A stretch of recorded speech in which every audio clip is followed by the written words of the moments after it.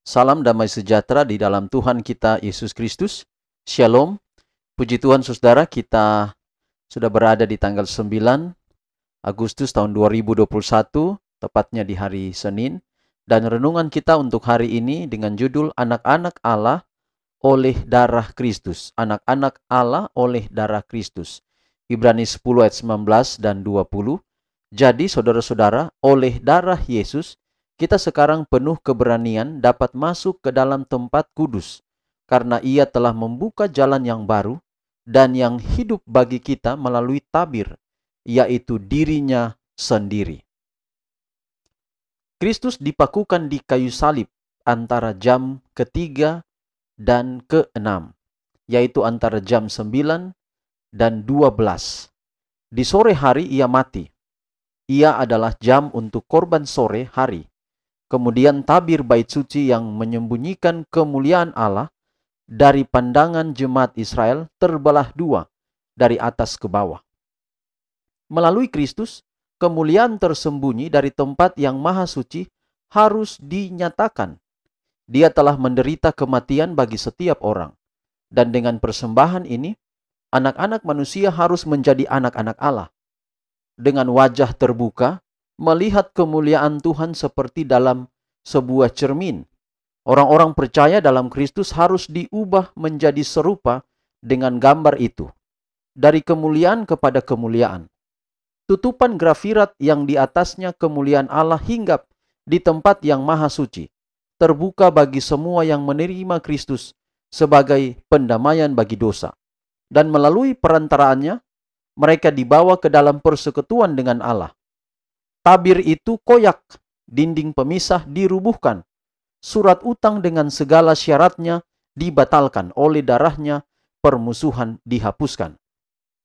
Kisah sederhana tentang salib Kristus, penderitaan dan kematiannya bagi dunia, kebangkitan dan kenaikannya, pengantarannya untuk orang-orang berdosa di hadapan Bapa, menundukkan dan menghancurkan hati yang keras dan berdosa, dan membawa orang berdosa kepada pertobatan.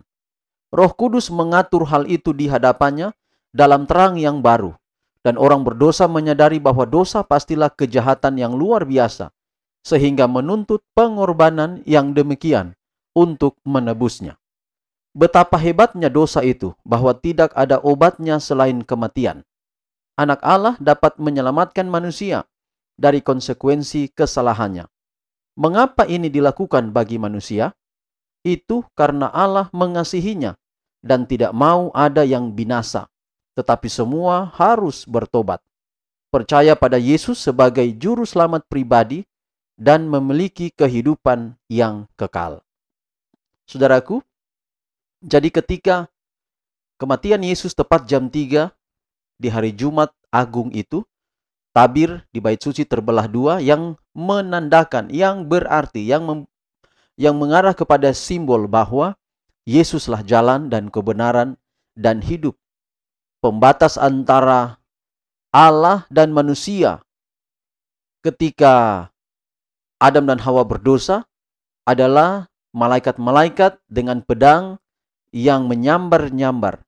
Manusia tidak dapat datang kepada Tuhan secara langsung.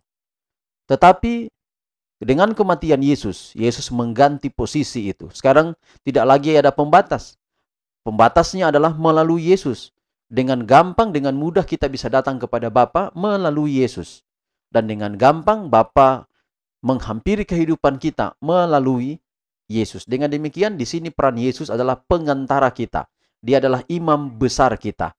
Yang melayakan dia menjadi imam besar adalah darahnya sendiri yang tercurah untuk kita. Itulah sebabnya kita sering mengakhiri doa kita dengan di dalam nama Yesus. Mengapa demikian? Karena Yesus mengantarai kita. Dia imam besar kita menurut kitab Ibrani pasal 9.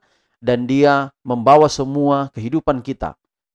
Jadi kalau persoalan-persoalan kita hadapi, Yesus tahu dan Yesus sampaikan itu kepada Bapa. Sehingga Bapa juga mengetahui keberadaan kita. Dan dalam kehidupan kita setiap hari, kita tidak perlu takut menjalani hidup karena Tuhan selalu beserta dengan kita. Inilah menjadi doa dan harapan kita pada pagi hari ini. Tuhan memberkati kita semua. Shalom.